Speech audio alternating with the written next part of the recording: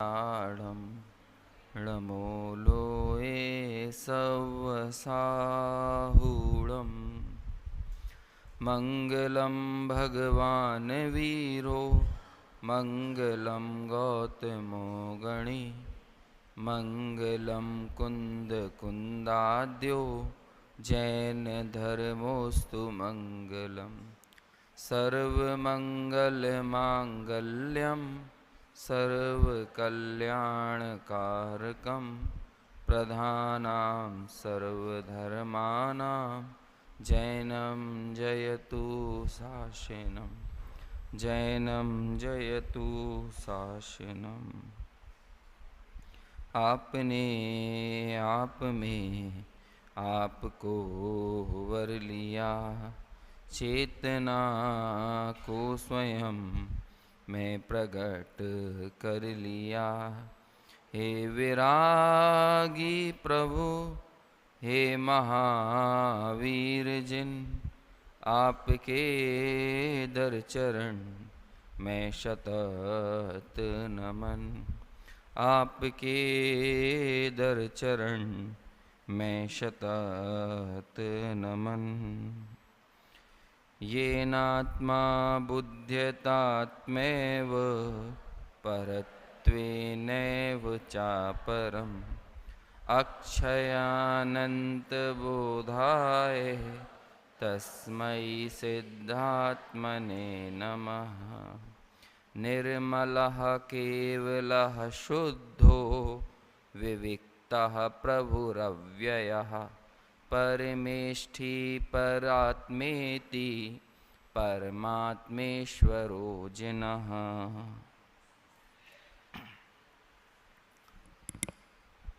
समाधि तंत्र ग्रंथ की चर्चा अपनी चल रही है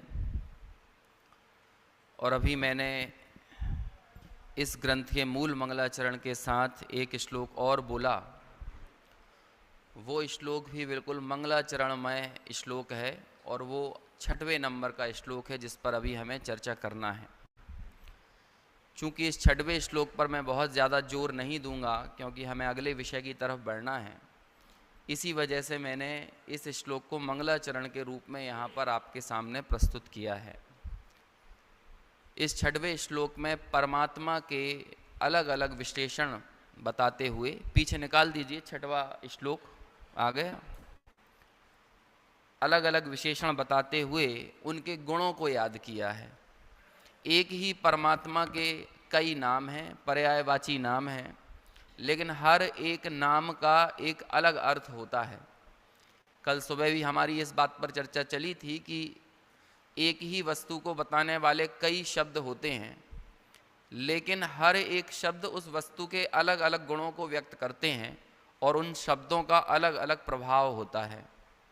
इसलिए कभी भी एक शब्द का एक जैसा ही अर्थ हो ये जरूरी नहीं है। जितने शब्द हैं उतने तरह के अर्थ होंगे। नयगम आदि 7 नयों के बारे में आपने सुना होगा, जहाँ पर एक शब्द नय भी होता है और वो शब्द नय यही बताता है कि हर एक शब्द अपनी एक भिन्न प्रकार के अर्थ का अवबोध कराने वाला होता है। यहाँ पर भी कौन कौन से शब्द हैं, पहले थोड़ा सा हम पहली 5 श्लोकों को याद कर लें।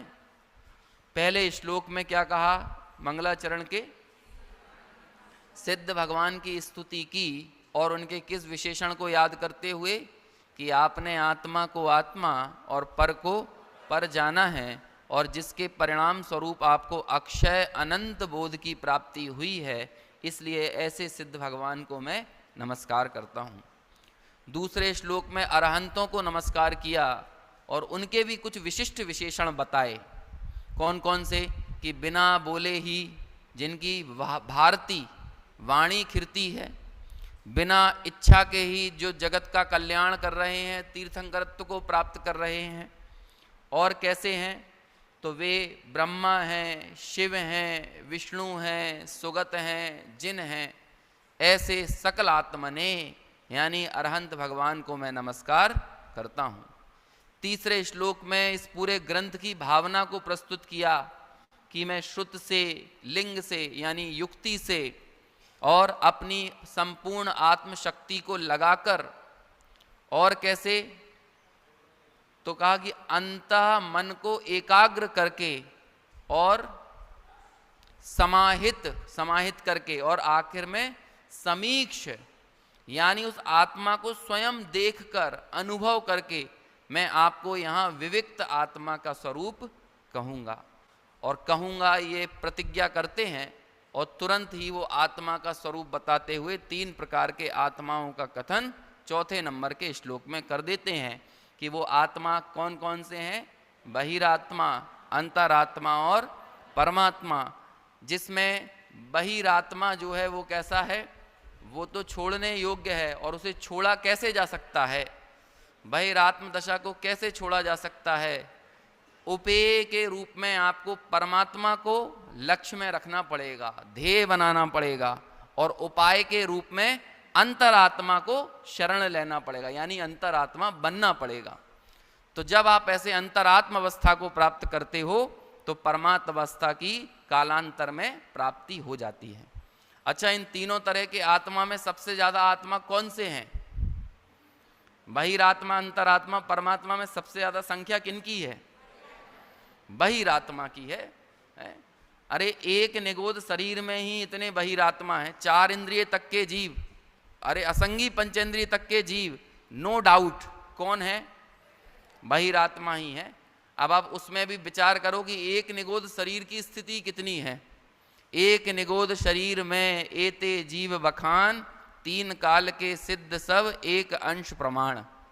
समझ में? 3 काल के सिद्ध मतलब जितने भूतकाल में सिद्ध हुए हैं, जितने वर्तमान में हो रहे हैं और जितने भविष्य में होंगे, ये सारे सिद्धों को काउंट करो तो उतने होते हैं जितने कि एक समंदर में एक बूंद। ये तीनों काल के सिद्ध एक बूंद जैसे हैं। और बहिरात्मा यानी एक निगोद शरीर के भीतर रहने वाले जीव की संख्या कितनी है? तो जब एक निगोद शरीर की ये स्थिति है तो फिर वो वाली आपने गोमट सार की गाथा सुनी होगी कि एक प्रदेश में असंख्यात कितने आवास होते हैं, एक आवास में असंख्यात अंडर होते हैं, एक अंडर में असंख्यात पुलवी होती हैं, और एक पुलवी में अनंत शरीर होते हैं, और एक शरीर में एते जीव बखान, 3 काल के सिद्ध सब एक अंश प्रमाण। ये एक प्रदेश की, एक निगोद का प्रदेश लोगे ना तो उसकी इतनी स्थिति है। अब आप सोच लो कि बहिरात्मा कैसे ठसाठस भरे हुए हैं। समझ में आया? अनंत काल बाद भी सिद्धों की संख्या चाहे कितनी ही बढ़ जाए, लेकिन संसारी जीवों के अनंत में भाग रहेगी, अनंत काल बाद भी। समझ में आया? अब सोच लीजिए कि इतनी भयानक भीड़ में से निकलकर हमको चक्र में शामिल होना है। संसारियों की और निगोदियों की भीड़ कहलाती है और सिद्धों का चक्र कहलाता है। सिद्ध चक्र महामंडल विधान करते हैं ना, चक्र यानी भी समूह होता है, लेकिन वो चक्र, उस समूह को हम सकारात्मक रूप से बोलते हैं, और भीड़ शब्द का प्रयोग वो नकारात्मक रूप से होता है ना। ये शब्दों के प्रयोग हैं। जैसे कि ये जो है ना, ये सभा है, ये भीड़ नहीं है। समझ में आया? जिसका कोई लक्ष्य होता है, उद्देश्य होता है, वो सभा कहलाती है, वो भीड़ नहीं कहलाती। ऐसे ही और प्रयोग देख लीजिए, अनंत चतुष्टय होता है और कसाय चौकड़ी होती है। आप कसाय चतुष्टय नहीं बोलोगे और अनंत चौकड़ी नहीं बोलोगे, है ना? होता है कि नहीं? है भले ही 4, लेकिन हर एक शब्द का अपना एक अर्थ और अपना एक वजूद होता है, अस्तित्व होता है उसका। ऐसे ही यहाँ पर भी परमात्मा की चर्चा चलेगी। अभी जो हमने श्लोक पीछे आपको दिख रहा है ना, खैर कहाँ तक आ गए अपन? 4 श्लोक तक। उपाय रूप में कौन है? अंतरात्मा। उपेय रूप में कौन है? परमात्मा। फिर वो बहिरात्मा की प्रवृत्ति क्या है? तो कहते हैं जो शरीर आदि में जात्य भ्रांति, जिसकी शरीर आदि में भ्रांति है। और क्या भ्रांति है? जो स्व को तो पर जानता है और पर को स्व जानता है। इस शरीर आदि को तो मैं जानता है और मैं को कुछ जानता ही नहीं है। आत्मा का तो खात्मा कर रखा है। समझ में आया? और ये सारी की सारी आत्मबुद्धि पर पदार्थों में, पर द्रव्यों में, शरीर में, संयोगों में इस जीव ने कर रखी है। और अंतरात्मा ठीक इससे विपरीत है, जो कि उपाय है। कैसा है अंतरात्मा? उसकी 3 चीजें यहां पर प्रयोग की थी।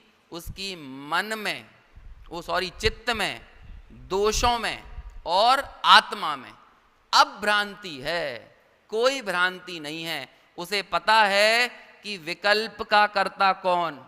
समझ में आया? विकल्प मेरा स्वरूप नहीं। विकल्पों की सत्ता कैसे? कि मेरा स्वभाव ज्ञान रूप है कि मेरा स्वभाव विकल्प रूप है। कि विकल्पों की हलन चलन तो आने जाने वाली स्थितियां हैं जो उठती हैं और विनष्ट हो जाती हैं। और ये जितने भी विकल्प उठते हैं ये किसी न किसी परावलंबन की बुद्धि से उठते हैं। यदि स्वावलंबन की दृष्टि हो, स्वा के ऊपर दृष्टि हो, ज्ञान भाव पर दृष्टि हो, तो इन विकल्पों का जन्म ही भला क्यों हो। लेकिन जब जब मैं स्वा को भूलकर विकल्पों में मग्न होता हूं, तब तब इन विकल्पों की निरंतरता देखी जाती है। और जहां मेरा अवलंबन पर द्रव्य से हटकर स्वाद्रव्य की तरफ जाता है, तो ये स्वयं ही विकल्प शमन को प्राप्त होते हैं। और जो मर जाता है वो मेरा स्वरूप नहीं हो सकता, क्योंकि मेरे स्वरूप को मापने के दो पैमाने हैं। मैं मतलब क्या? मैं को कैसे खोजूं? उसे खोजने के दो पैमाने हैं। समझ में आया? अमृत चंद्राचार्य ने अहम शब्द की व्याख्या करते हुए समय सार की 73 नंबर की गाथा में कहा, अहम अयम प्रत्यक्षम अक्षुण्णम अनाद्य अनंत चिन्मात्र ज्योति। मैं मतलब क्या? अहम यानी क्या? ये अहम अयम, ये और ये कौन? अक्षुण्ण, जो कि खंडित नहीं होता, टूटता नहीं है, बिखरता नहीं है, भेदों को प्राप्त नहीं होता। और कैसा है? दो चीजों में देखो अपने आप को, अनादि अनंत और चिन्मात्र ज्योति। समझ में आया? जो अनादि अनंत हो वो मेरी सत्ता है, और जो चैतन्यमय हो, चिन्ह रूप हो, वो मेरी सत्ता है। यदि ये दो पैमाने लागू नहीं पड़ते, वो मेरी सत्ता नहीं हो सकती। उदय उपसम क्षय क्षयोपसम, औदयिक औपसमिक छायक और छायोपसमिक भाव में हमें कथनचित तौर पर, कदाचित तौर पर चिन्मात्र ज्योति तो दिखती है, लेकिन फिर भी वे औदयिक औपसमिक छायक और छायोपसमिक भाव वो मेरी सत्ता नहीं है, क्योंकि उनमें अनादि अनंतता नहीं है। चिन्मात्र ज्योतिपना तो कदाचित दिख जाएगा, और अन्य द्रव्यों में अनादि अनंतपना तो दिखेगा, लेकिन उनमें चिन्मात्र ज्योति नहीं दिखेगी। तो मैं को जब जब मैं खोजने जाऊंगा तो कहां मिलेगा वो मैं है? और मैं को खोजना ये तो हमारी सबसे प्रमुख नैतिक जिम्मेदारी होना चाहिए। आपको दूसरों के बारे में ना पता हो कोई समस्या नहीं है, लेकिन इस जीवन में आपको मेरे बारे में ही ना पता हो, अपने बारे में ही ना पता हो, तो ये तो बड़ी विसंवादपूर्ण स्थिति है ना। आपको ना पता हो कि बिल गेट्स का मकान कहाँ पर है, जॉर्ज बुश का मकान कहाँ पे है, ट्रंप का मकान कहाँ है, नरेंद्र मोदी का कहाँ है, तो आपको कोई पागल खाना नहीं भेजेगा। लेकिन आपको यही ना पता हो कि आपका मकान कहाँ है, तो फिर बोलो। आपको यही ना पता हो आपके विश्राम का स्थल कौन सा है, आप स्वयं कौन हो, तो बोलो फिर पागल खाने के हकदार होते हो कि नहीं है? तो ऐसा ही है यहाँ पर विभ्रांति आत्मा के संबंध में नहीं होना चाहिए, मैं के संबंध में नहीं होना चाहिए। और अंतरात्मा की यही विशेषता है कि वो अपने को भी जानता है, विकल्पों को भी जानता है और दोषों को भी जानता है। विकल्पों को और दोषों को अपने स्वरूप में नहीं मिलाता, और अपने स्वरूप को विकल्पों और दोषों में नहीं मिलाता। यही अभ्रांत अवस्था, बिना भ्रांति की अवस्था, बिना भ्रम की अवस्था, ये किसकी अवस्था है? अंतरात्मा की दशा है। और परमात्मा कैसे हैं? तो वो इस 6वें श्लोक में आपको पीछे दिख रहा है। बस एक बार अपन फिर से इसको दोहराएंगे साथ में, है ना, और फिर सामान्य रूप से इन शब्दों का अर्थ करके सीधे आगे बढ़ेंगे, क्योंकि हमें तो बहिरात्मपना छोड़कर अंतरात्मा होना है। एक बार सम्यक दर्शन ले लो, आगे का काम सम्यक दर्शन खुद कर देगा समझ में आया ना। लेकिन सारा का सारा जोर आगम में किस बात के ऊपर लगाया है? सम्यक दर्शन मतलब दृष्टि सही हो। ये उल्टी मान्यताएं जो अनादिकाल से चल रही हैं, ये टूटना चाहिए। तो सारा का सारा पुरुषार्थ यदि किसी चीज पर है तो इसी के लिए है। तो देखिए परमात्मा का स्वरूप क्या कैसा कहा है वो अपन यहां पढ़ते हैं। निर्मलः केवलः शुद्धो विविक्तः प्रभुरव्ययः परमेष्ठी परात्मेति परमात्मेश्वरो जिनः। नीचे पद्यानुवाद है, वो भी आप पढ़ लीजिए, थोड़ा सा निकालिए। शुद्ध स्पर्श मल बिन प्रभु,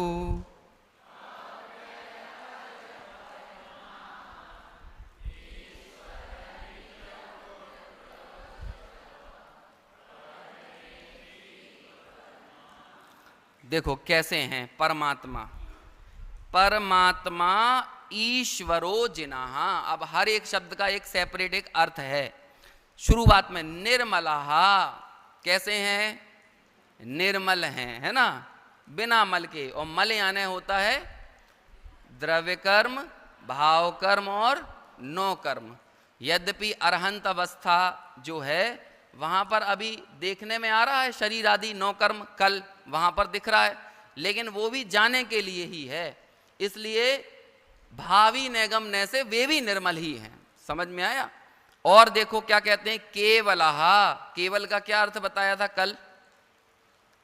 असहाय, है ना, कोई सहायता की आवश्यकता नहीं है, ऐसे असहाय हैं। लोक में हम असहाय शब्द को कैसे बताते हैं? दीनहीन भाव से।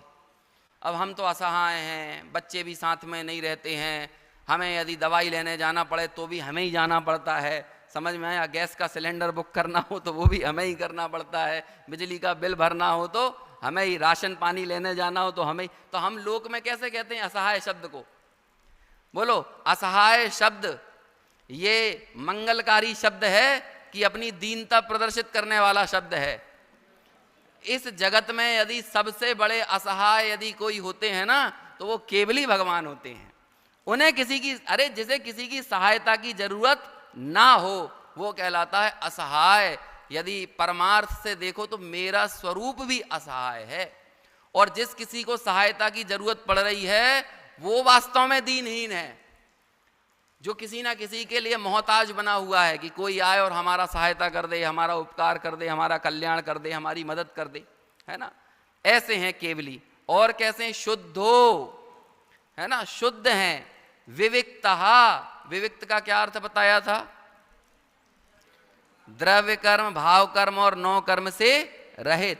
तो ये भगवान आत्मा तो स्वभाव से विविक्त है, और पर्याय में जिनकी विविक्तता देखने को मिल रही है वे कौन है? वे परमात्मा यानी अरहंत और सिद्ध भगवान हैं। प्रभु हैं। प्रभु यानी होता है सर्वोत्कृष्ट। अभी गुरुदेव श्री की शक्तियों की चर्चा में प्रभु और विभुत्व शक्ति की चर्चा आएगी, बहुत आनंद आएगा आपको वहां पे, है ना। अव्ययः, जिस अवस्था का कभी व्यय ना हो। समझ में आया ना?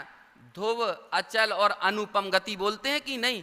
अचल मतलब अब चलायमान नहीं होंगे, वे इस दशा को पा लिए हैं।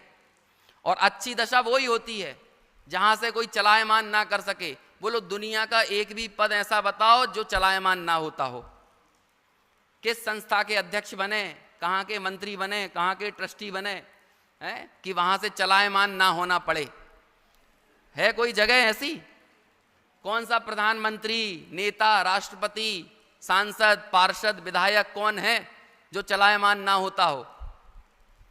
एक हिंदी में ऐसा दोहा आता है, ऐसी वाणी बोलिए कोई ना बोले चुप, और ऐसी जगह बैठिए कोई ना बोले उठ, है ना। तो वो लोग कौन ऐसी जगह पे बैठे हैं कि उन्हें कोई उठने का नहीं बोलेगा? भाई सिद्ध भगवान है, अब उन्हें कोई नहीं कहेगा उठो, थोड़ी सी जगह दो। समझ में आया? है लोक में तो हमें हमारी कुर्सियों से इतना मोह हो जाता है कि कोई स्वाध्याय सुनने के लिए भी किसी विशिष्ट कुर्सी पे बैठता हो और अगले दिन उसकी कुर्सी भरा जाए पहले से, तो स्वाध्याय तो बाद में सुना जाएगा, पहले अपनी आकुलता व्याकुलता यहीं महसूस की जा सकती है। होता है कि नहीं? अरे भाई, यदि तुम्हें वाकई में कोई हटाए ना, तुम्हारी जगह पे कोई कब्जा ना करे, ऐसी दशा को पाना है तो अव्यय अवस्था को पालो, वहां से कोई हटाने उठाने के लिए नहीं बोलेगा। और अरहंत भगवान की वाणी भी ऐसी है, अपनी ही योग्यता प्रमाण खिरना चालू होती है और अपनी ही स्वयोग्यता से बंद होती है। उसे कोई चुप कराने वाला नहीं है, रोकने वाला नहीं है कि अब बस बहुत हो गया, अब मत सुनाओ, ऐसा कहेगा कोई? सीमंदर भगवान विदेह क्षेत्र में स्थित हैं। 20वें तीर्थंकर जब यहाँ पर मोक्ष का उनका कार्यकाल चल रहा था, तब से वे हैं विराजमान, और कब तक रहेंगे? 12वें या 13वें तीर्थंकर अगले 24 के यहाँ पर आ जाएंगे, समझ में आया ना, तब तक वे उनकी वाणी जो खिर रही है तो खिर रही है, उसे कोई चुप कराने वाला है? बोलो ये सब कैसे प्राप्त किया इस दशा को उन्होंने? ये नात्मा बुद्धितात्मैव परत्वेनैव चापरम, जो आत्मा को आत्मा और पर को पर जानता है उसके परिणाम स्वरूप ऐसी दशा मिलती, अव्यय, जिसका कभी व्यय नहीं होता। और हम क्षणिक चीजों को ही निरंतर बनाए रखने की कोशिशों में जुटे रहते हैं। ये शरीर लंबे समय तक टिका रहे तो योगा करवा लो, समझ में आया, डाइट करा लो, और 0 फिगर, और क्या क्या होता है, इतना वेट कम होना चाहिए, रूटीन चेकअप है, फुल बॉडी चेकअप, काय के लिए? ताकि ये शरीर निरंतर बना रहे, मेरा पद कोई ना छीने, मेरा वर्चस्व, मेरी प्रतिष्ठा कोई ना। बोलो कितने लोगों की प्रतिष्ठाओं को कायम रखने की चेष्टा के बाद उनकी प्रतिष्ठा कायम रही है? ये सब कर्मोपाधि जन्य अवस्थाएं हैं, समझ लीजिए। वो कर्मों के पूर्व बांधे हुए कर्मों के परिणाम स्वरूप यहाँ मिलती है, और जब उनका उदय पूर्ण हो जाता है तो चले जाते हैं। अब आप उसे टिकाए रखने की चाहे जितनी चेष्टा कर लो, तुम्हारे टिकाए रखने से वो टिकने वाली नहीं है। अव्यय अवस्था को पाओ, जो कि अपने स्वरूप के निर्णय से भेद विज्ञान के फलस्वरूप प्राप्त होती है। और कैसे? परमेष्ठी, यानी परम इष्ट हैं, समझ में आया? परात्म यानी होता है सबसे उत्कृष्ट जो आत्मा है वो कहलाता है परात्म, और उसके बाद है परमात्म, ये 2 शब्द है ना अलग। तो ये परमात्म शब्द है, ये सारे विशेषण परमात्मा के हैं। कौन कौन से? निर्मल, केवल, शुद्ध, विविक्त, प्रभु, अव्यय, परमेष्ठी और परात्म, और एक और रह गया ईश्वर, है ना। ये सारे के सारे परमात्म जिनेंद्र के विशेषण हैं। ऐसे जिनेंद्र भगवान, ऐसे परमात्मा का स्वरूप है, और ऐसा परमात्म दशा मेरे लक्ष्य में निरंतर रहे। मैं भगवान को देखूं तो मेरे चित्त में बस एक ही भाव जागृत हो कि हे प्रभु, होए मेरी ऐसी दशा जैसी तुम धारी है। बस भगवान को और किस लिए देखना? हमारे यहाँ भगवान किसी और चीज के लिए तो प्रस्तावित है नहीं, है कि तिजारा वाले भगवान का डिपार्टमेंट अलग है और महावीर जी का अलग है। ऐसा कोई डिपार्टमेंट है क्या? ऐसे ही बोलो टीआरपी बढ़ाना हो भगवान की तो कैसे बढ़ती है? जब तक उनके ऊपर कोई कर्तृत्व का आरोपण ना हो ना इस दुनिया में, जो अरे हो हे परम अकर्ता नाथ, इस जगत में अकर्तत्व की जीती जागती उद्घोषणा करने वाले यदि कोई है तो वो ये जिनेंद्र भगवान है। लेकिन सोचो इस संसार के जीव की मना स्थिति कैसी है कि परम अकर्तत्व वाली मुद्रा में भी कर्तत्व का आरोपण कर लिया कि बाल बच्चे चाहिए हो तो महावीर जी चले जाओ, समझ में, भूत भगाना हो तो पद्म प्रभा चले जाओ, और अलग अलग समय पे भगवान भी ऊपर नीचे अप डाउन होते रहते हैं। अभी कौन ट्रेंडिंग चल रहे हैं? मुनि सुव्रत नाथ होता है कि नहीं? छोटे दादा डॉक्टर साहब एक प्रसंग सुनाते थे, है ना, थोड़ा सा कॉमेडी टाइप का प्रसंग है कि एक पंचकल्याणक होना था, 24 तीर्थंकर की प्रतिमाएं वहां पर विराजमान हो रही। तो एक व्यक्ति ने दादा के प्रवचन के बाद उनको रोका और उनसे पूछते हैं, अरे सुनिए बहुत जरूरी बात करना है। हाँ बोलिए, क्या जरूरी बात है? तो कहते हैं कि भाई वो मेरे को पंचकल्याणक में शांतिनाथ की प्रतिमा मैंने ली थी विराजमान करने के लिए, और अब ये पूरे कमेटी वालों ने वो मेरे से छीन ली। तो फिर क्या कर दिया? कह रहा ये अजितनाथ पकड़ा रहे हैं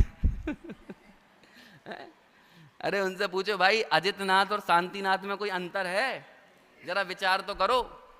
हमारे भगवान कहते हैं अज्ञानियों में भेद मत करो, और हम इतने बड़े ज्ञानी हैं कि ज्ञानियों में भेद कर लेते हैं, परमात्मा में भेद कर लेते हैं। आप विचार तो करो क्या स्थिति है। तो कहते हैं भैया क्या प्रॉब्लम है, अजितनाथ हो कि शांतिनाथ हो, तुम्हें क्या समस्या है? अरे कहते वो अजितनाथ में वो बात नहीं है जो शांतिनाथ में है। तो उससे पूछा कि भैया शांतिनाथ में क्या बात है, बताना जरा। कहते हैं कि यही ना कि वो 3-3 पदों के एक साथ धारी थे, यही बात है। अरे कहने लगे ये बात नहीं है। तो क्या बात है? अरे शांतिनाथ मेरे लड़के का नाम है तो कहते हैं शांतिनाथ यदि शांतिनाथ की स्थापना करेगा तो रुतबा ही अलग होगा ना फिर, तो इसलिए मुझे शांतिनाथ चाहिए।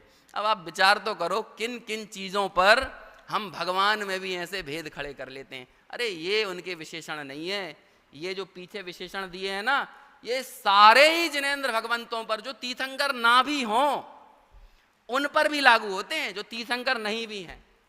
क्योंकि तीर्थंकर प्रकृति की मुग्धता, तीर्थंकर प्रकृति का आकर्षण हम सबको तो हो सकता है, लेकिन जो स्वयं तीर्थंकर हैं उन्हें उस तीर्थंकर प्रकृति का भी आकर्षण नहीं है। अरे तीर्थंकरों को तो छोड़ो, सम्यक दृष्टि को भी उस तीर्थंकर प्रकृति का आकर्षण नहीं होता। अरे है तो अल्टीमेटली नाम कर्म की ही प्रकृति। पूजा जब हम करके आते हैं ऊपर तो क्या बोलते हैं, अष्ट कर्म दहनाए, क्या ऐसा बोलते हैं कि तीर्थंकर प्रकृति को छोड़कर शेष कर्म दहनाए, ऐसा बोलते हैं? साता वेदनीय को छोड़कर शेष कर्म दहनाए, 7.5 कर्म दहनाए, ऐसा कहते हैं? बोलो क्या विजन प्रस्तुत किया भगवान के सामने? अष्ट कर्म दहनाए। और मान्यता में क्या चलता है? साता वेदनीय बनी रहे, है ना, प्रशस्त प्रकृतियां बनी रहे, उच्च गोत्र बना रहे, शुभ नाम कर्म बना रहे। तो ये बोलो अंतर का कितना छल है, खोट है अपने भीतर। और जिसके चित्त में ऐसी खोट है वो परमात्मा के स्वरूप को सही मायने में नहीं जान रहा, और ऐसी परमात्मा दशा उसकी दृष्टि में नहीं, उसके लक्ष्य में नहीं, उपेय रूप से उसने उन परमात्मा को स्थापित नहीं किया। और जिसने उपेय का सही निर्धारण नहीं किया वो उपाय को आखिर कैसे अपना सकता है? इसलिए यहां शुरू में ही क्या बता दिया, उपेय का क्या स्वरूप है। चलो बोलो एक बार और ये श्लोक कैसे है परमात्मा।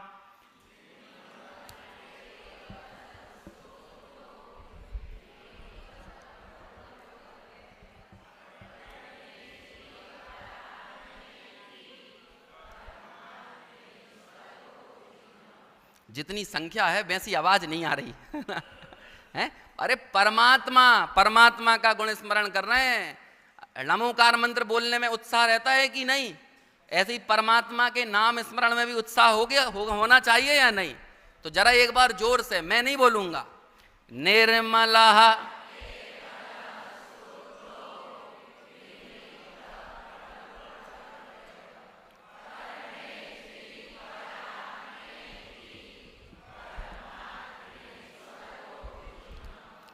चलिए आगे बढ़ते हैं अब अगले श्लोक की तरफ, है ना।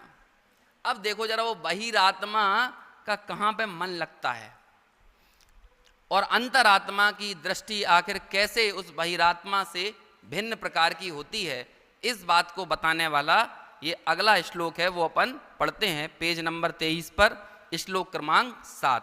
इसकी उत्थानिका में लिखा है, बहिरात्मा को देह में आत्म बुद्धि रूप मिथ्या मान्यता किस कारण से होती है। बहिरात्मा का पूरा चित्र खींच के रख दिया, किस कारण से उसकी आत्म बुद्धि इस देह में होती है वह यहां पर बतलाते हैं। चलो पढ़ता हूं, यहां पे साथ में ही बोलते हैं या फिर मैं पहले बोलता हूं, आप उसके पीछे दोहराइए, ठीक है। बहिरात्मेन्द्रिय द्वारई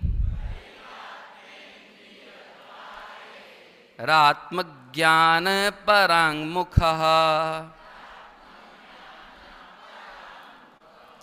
स्फुरितः स्वात्मनो देह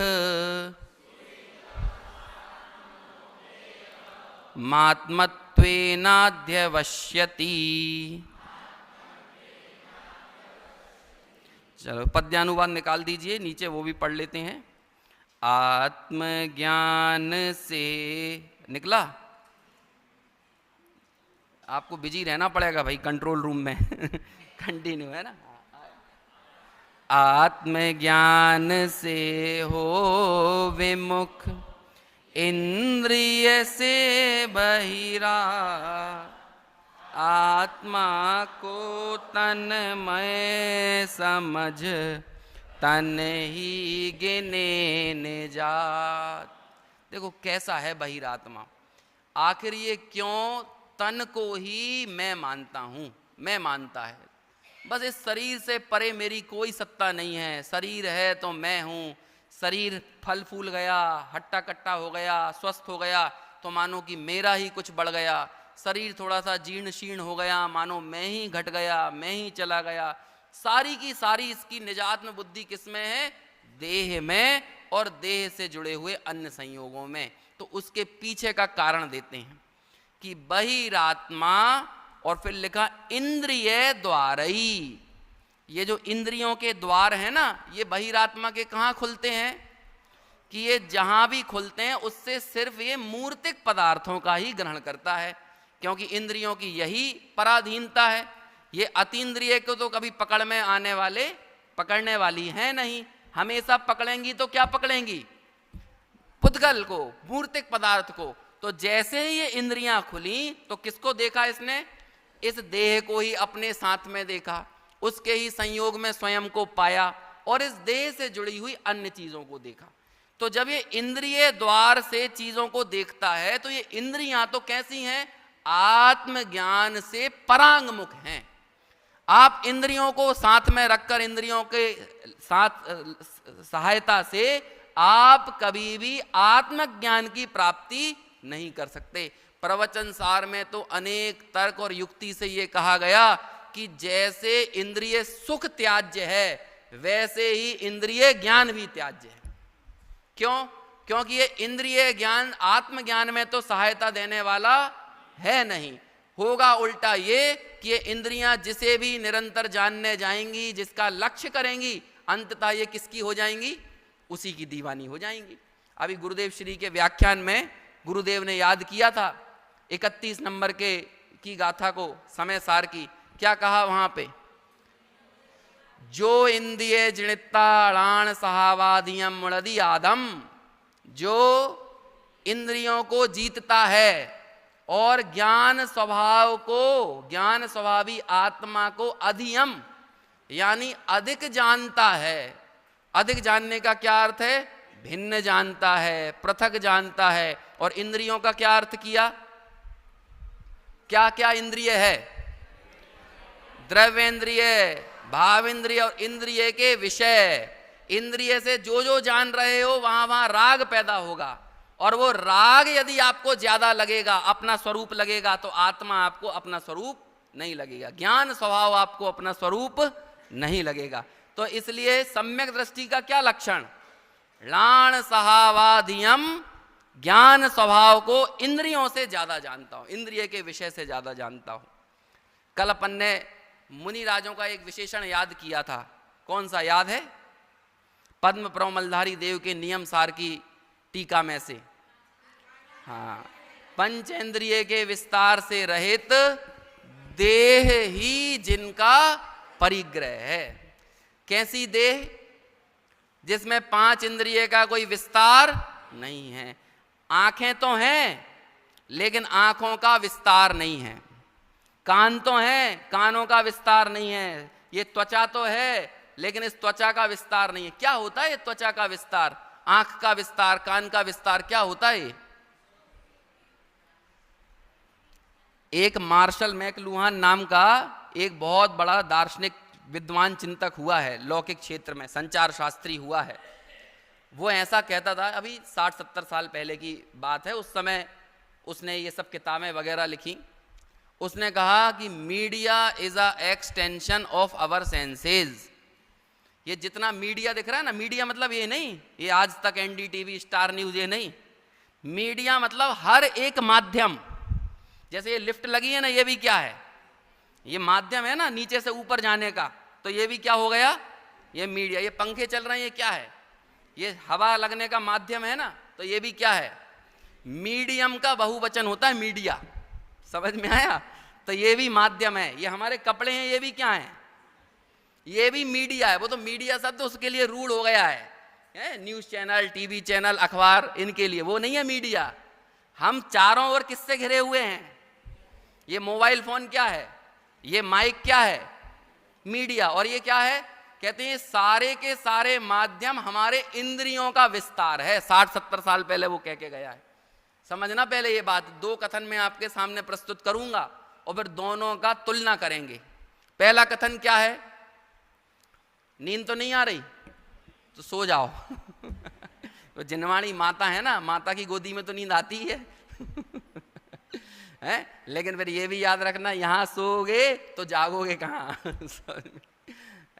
तो ये media is a extension of our senses. Media, माध्यम जो है वो क्या है? ये हमारी इंद्रियों का विस्तार है। तो वो कहता है ये कपड़े हमने क्यों बनाए? ये त्वचा का विस्तार है। ये मोटर गाड़ी, हवाई जहाज, रेलगाड़ी, ये सब क्या है? हमारे पैरों का विस्तार है। ये मोबाइल फोन, टेलीविजन, ये हमारी आंखों का विस्तार है। ये रेडियो, ये माइक, ये हमारे कानों का विस्तार है। समझ में आ रहा है कि नहीं? आप जब वस्तु बताओ, इस दुनिया की वस्तु, ये स्पर्शन इंद्रिय का विस्तार है। ये पंखा, एसी, कूलर, ये सब क्या है? स्पर्शन इंद्रिय का विस्तार। ये भोजनालय में बनने वाले सारे पकवान, ये रसना इंद्रिय का विस्तार है। ये समझना आप, तब जाके आपको अगली लाइन समझ में आएगी। ये सब काय का विस्तार है। तो जैसे हमारी इंद्रिय में आत्मबुद्धि होती है, ऐसे इंद्रियों के विषयों में भी आत्मबुद्धि होती है। क्योंकि इंद्रिय जिसको ग्रहण करती है उसे भी बहुत महत्व देती है, बहुत तवज्जो देती है, उनके प्रति स्फुरायमान होती है। शब्द है नीचे वाली लाइन में, संस्कृत श्लोक निकालना, पीछे दिख रहा है क्या शब्द है? स्फुरितः। स्फुर शब्द का मतलब स्फुर शब्द में ही है, अनुवाद में नहीं है। अनुवाद में तो स्फुर शब्द गायब हो गया है।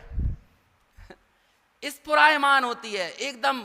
जहां भी पांच इंद्रिय के विषय का कोई भी प्रसंग बनता है तो तुरंत, यदि भोजनालय से कुछ भोजन की खुशबू आने लगे ना तो बिल्कुल मन खिल जाता है। खीर बनी है आज तो आज तो क्या कहते हैं, गुरुदेव याद कर रहे थे ना, शक्कर पारा बना है, मैसूर पाक बना हुआ है, तो एकदम क्या झूम जाता है। होता है कि नहीं है? कोई बता, अरे नई पिक्चर का ट्रेलर आ गया तो तुरंत यूट्यूब निकालेगा। इंटरनेट नहीं मिल रहा हो तो इंटरनेट में जाकर देखेगा, अरे देखें तो सही क्या है। ये नेत्र इंद्रिय स्फुरायमान है। किसके प्रति? इस इंद्रिय के विषय के प्रति। अरे एक नया गाना आया है, आपने सुना कि नहीं? इतना जबरदस्त गाया है ना फलाने गायक ने, तो तुरंत क्या लगता है, अरे निकालो निकालो, तुरंत सुनेंगे। ये क्या होता है? स्फुरायमान, अंदर से आह्लादित हो जाता है, आह्लादित, मजा आ जाता है एकदम। इसे क्या कहते हैं? स्फुरितः।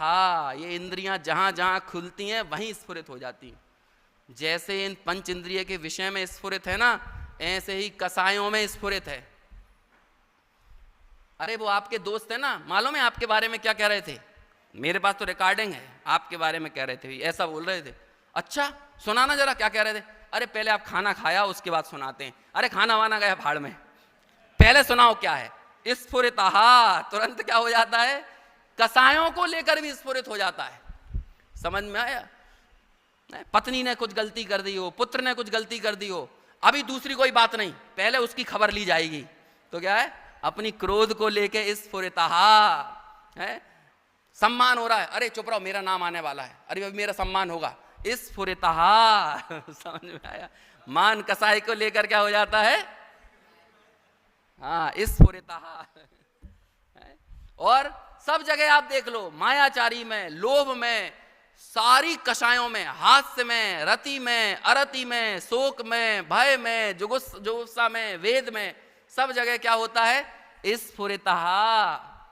ये क्यों स्फुरित होता है? क्योंकि इंद्रियों के द्वार से ये आत्मज्ञान से परांगमुख है। समझ में आया? जो मैंने अभी आपके सामने एक पद्म परमलधारी देव की टीका में एक विशेषण प्रयोग किया ना, 38वीं गाथा की, उसी टीका में आगे जाकर लिखा है मुनि राजों के लिए, पर द्रव्य से जो परांगमुख हैं। मुनिराज के लिए कौन सा शब्द प्रयोग किया है? पर द्रव्य से। मुनिराज यानी अंतरात्मा, वो कैसे हैं? पर द्रव्य से परांगमुख है। और यहां कौन है परांगमुख और किससे है परांगमुख? आत्मज्ञान से। बहिरात्मा किससे परांगमुख है? आत्मज्ञान से परांगमुख है। मुनिराज के लिए लिखते हैं, स्वद्रव्य में जिनकी बुद्धि तीक्ष्ण है। ये सारे शब्द हैं वहां पर, देखिएगा 38 नंबर की गाथा की टीका में, है ना? आपने खोल लिया क्या? 38 गाथा, हाँ देखो, देख रहे हैं वो सामने है, समझ लीजिए।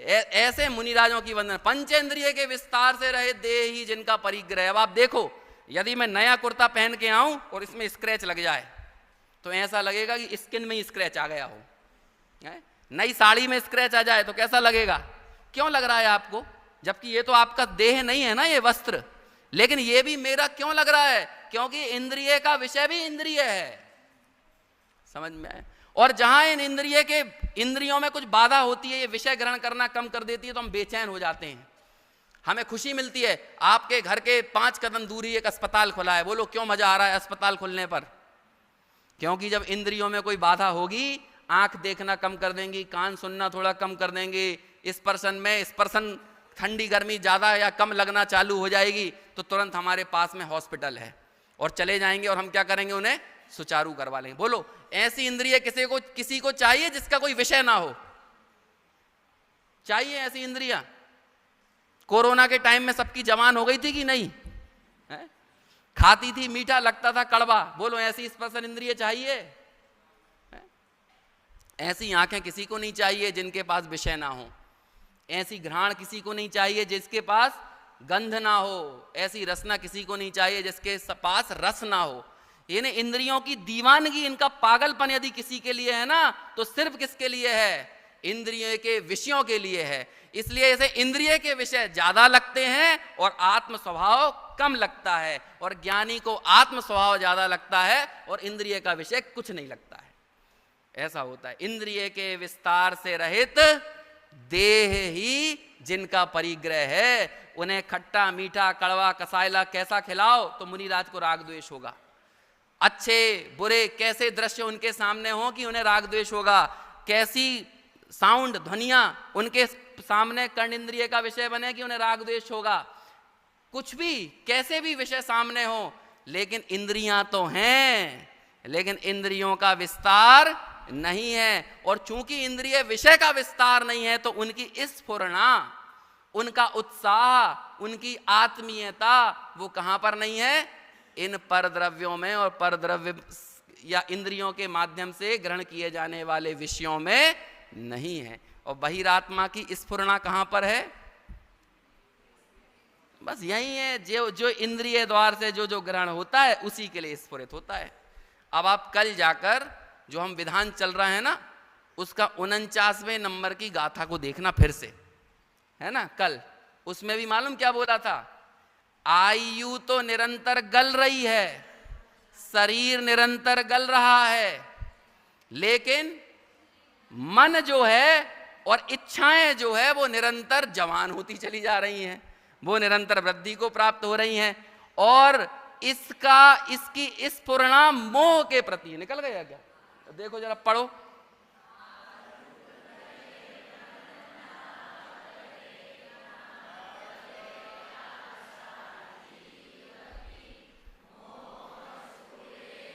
ना देखो, अब बस बात यहीं खत्म करते हैं, बाकी चर्चा दोपहर में करेंगे। मालूम क्या कह रहे हैं? जितना उत्साह इसका मोह के प्रति देखने को मिलता है, ममत्व के प्रति, पंचेंद्रिय विषयों के प्रति दिखता है, ऐसी स्फुरणा आत्महित को लेकर नहीं है। बोलो। और अंतरात्मा क्या है? इसे अपना कार्य करने का हर्ष बहुत है, उत्साह बहुत है, रोमांच बहुत है। तत्व ज्ञान जब ग्रहण होता है तो खिल खिल जाता है, आनंद से भर जाता है। लेकिन बहिरात्मा के क्या होता है? जैसे ही खाने पीने की बात हो जाए, राज कथा, स्त्री कथा, चोर कथा, समझ में आया? जैसे ही ये कथाएं मिलेंगी तो कान चौड़े हो जाएंगे, समझ में आया ना। और जैसे ही आत्महित की बात, बराबर है, आत्मा तो 3 अनंत काल पहले भी शुद्ध था, अनंत काल बाद भी शुद्ध रहेगा, हमें क्या लेना देना उससे, समझ में आया है? ऐसा है, कहते आत्महित के प्रति स्फुरायमान नहीं है और निरंतर काय के लिए स्फुरायमान है? मोह के प्रति स्फुरायमान है। तो कहते हैं बताओ, आचार्य पूछते हैं, जब तेरी ये दशा है तो तेरी दुर्गति क्यों ना हो? होएगी, होएगी, होकर रहेगी, दुर्गति को ही प्राप्त करेगा, क्योंकि तुझे आत्महित की परवाह ही नहीं है, चिंता ही नहीं है। तेरे को सारा का सारा आनंद तो पंचेंद्रिय में, विषयों में, इच्छाओं की पूर्ति में पड़ा हुआ है।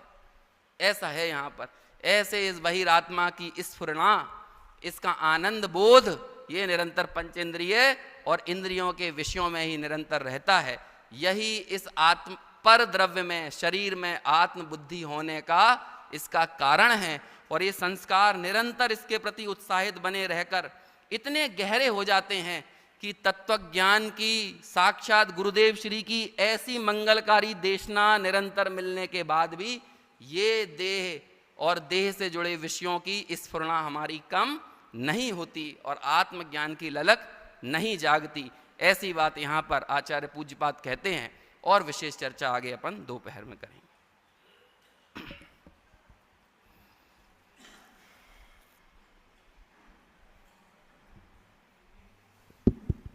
નીતિનભાઈ શાહ અને રૂપલબેન નિલેશભાઈ શાહ બંને આવે.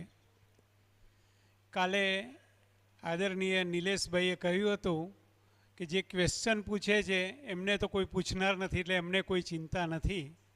ખરેખર જે ક્વેશ્ચન પૂછે છે એમની દશા હજુ તમને કદાચ નહીં ખ્યાલ હોય, હું અનુભવી શકું છું કે સ્ટાર્ટિંગ પ્રવચન થાય ત્યારથી એમ લાગે કે આ જ ક્વેશ્ચન મારે પૂછવો છે, સારું છે. પાછું આગળ પ્રવચન ચાલે એટલે બીજો ક્વેશ્ચન લખે, છેલ્લે એમ થાય કે આટલા બધા 50 ક્વેશ્ચન લખે, એમાંથી મારે કયા પૂછવા.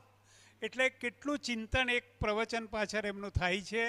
એને આપણે સૌ દરેક ક્વેશ્ચન જેમને કર્યા છે અને કરવાના છે એ બધાને આપણે તાલીઓથી વધાવીએ, ખૂબ ખૂબ તાલીઓથી એમને વધાવીએ. જય જીને ભાઈઓ માટે 3 પ્રશ્ન છે, સંક્ષિપ્તમાં જ એનો ઉત્તર છે. એટલે 1 થી 6 જે શ્લોક આવ્યા એની અંદર બહિરાત્મા અને અંતરાત્માની સંક્ષિપ્ત વ્યાખ્યા બતાવી હતી. બીજું, પંડિતજીએ જે 73મી ગાથા સમયસારના આધારે હું શબ્દ માટે 2 વિશેષણ કીધા હતા. અને ત્રીજું, આ 6થો શ્લોક જે આવ્યો એમાં પરમાત્મા પરમેષ્ટિ માટેના જે વિશેષણ કીધા એ ફરી જરા રિપીટ કરું છું. 1 થી 6 શ્લોક માટે 1 થી 6 શ્લોક માટે અંતરાત્મા અને બહિરાત્માની અત્યંત સંક્ષિપ્ત વ્યાખ્યા કીધી હતી. કોને યાદ છે?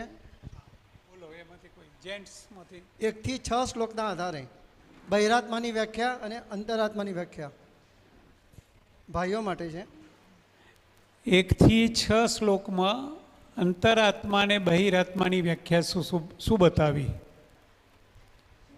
બોલો, ભાઈઓમાં નથી આવડતું, બહેનોમાં? યસ.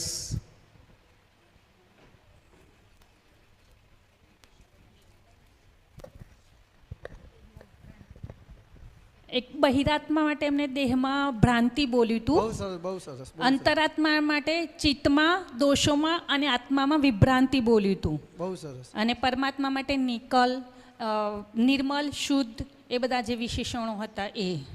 અને આ સમયસારની 73મી ચિન્માત્ર જ્યોતિ અને અનાદિ અનંત. બહુ સરસ, બહુ સરસ. અને બીજો તો આવી ગયો, બને 1 ને 2 આવી ગયા, એ 3 આપી દીધા અમે. અને ત્રીજા માટે જે હતું પરમાત્માના જે વિશેષણો,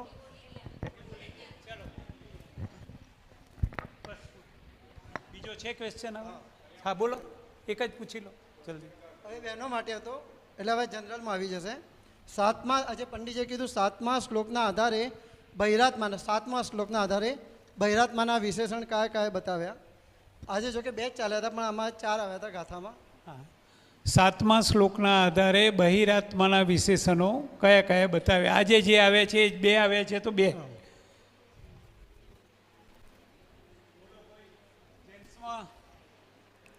હા.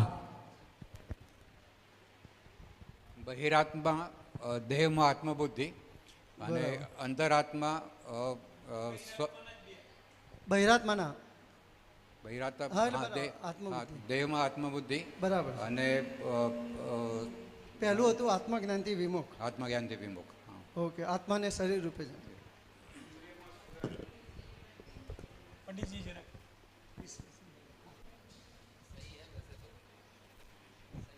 सही है उत्तर, बस थोड़ा सा विस्तार आप ऐसा कर सकते थे कि अभी जो 7वें नंबर का श्लोक अपना चल रहा था उसमें इंद्रिय के द्वार से वो जिसको भी ग्रहण करता है वो शरीर आदि पर द्रव्यों को ही ग्रहण करके उसमें ही आत्मबुद्धि करता है और उसमें ही निरंतर उत्साही रहता है.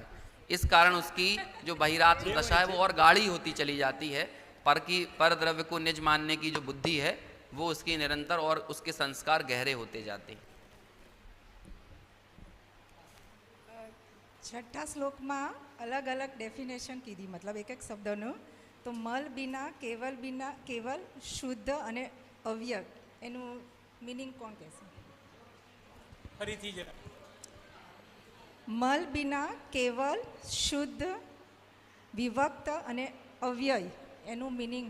હા, જે વિશેષણો આપ્યા પરમાત્મા માટે એ બધાના મિનિંગ એમનો બરાબર છે.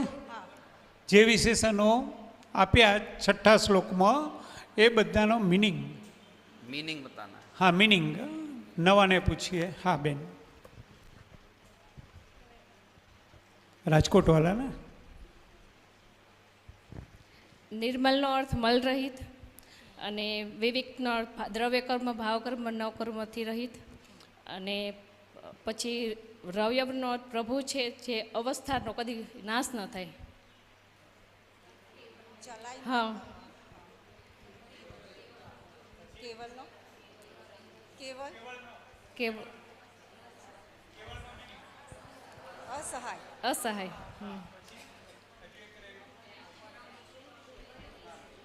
परमेष्ठी, अव्यय અવ્યય हो गए उनका. હા, જે અવસ્થાનો કદી નાશ ન થાય.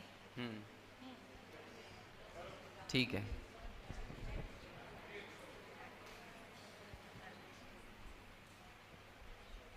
ઇન્દ્રિયને જાણવું હોય મતલબ ભગવાન માટે ઇન્દ્રિય શું કીધું અને મુનિરાજ માટે ઇન્દ્રિય શું કીધું?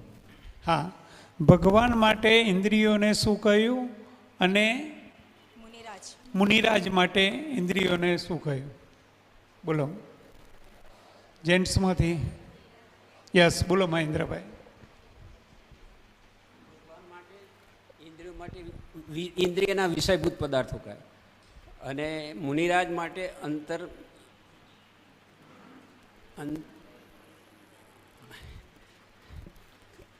एक में परांगमुख कहा परामुख, था. हाँ, कहाँ परांगमुख है? एक अंतर्मुख अपने आत्मा में ली होने के लिए.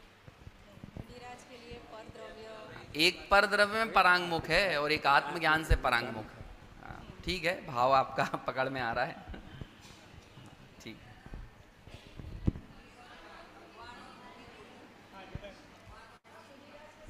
क्या पूछा?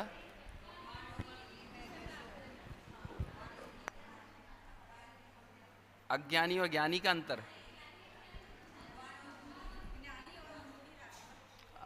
मुनिराज और ज्ञानी में, मुनिराज और परमात्मा में. तो मुझे खुद याद नहीं है मैंने क्या बोला था. आत्मज्ञान में परांगमुख ये बहिरात्मा का है लक्षण. हाँ, वो आपका प्रश्न मुझे नहीं मालूम आपने क्या बोला था. बहिरात्मा मतलब आत्मज्ञान से परांगमुख है और अंतरात्मा यानी जो मुनिराज हैं वो कैसे हैं? वो स्वद्रव्य में तो सन्मुख हैं और पर द्रव्य से परांगमुख हैं. સરસ.